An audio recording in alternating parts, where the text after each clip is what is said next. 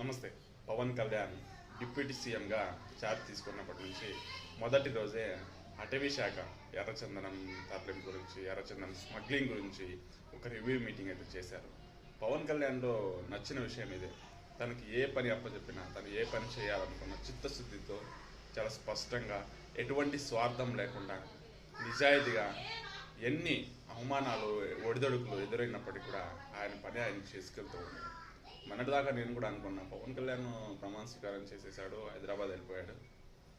ఈ సినిమాలు 3 సినిమాలు చేతిలో ఉన్నాయి, 3 శాఖలు ఇచ్చారు, డిప్యూటీ సీఎం ఒకటి ఇచ్చారు, ఇన్ని ఎలా హ్యాండిల్ చేయగలడు అని నేను కూడా అనుకున్నాను.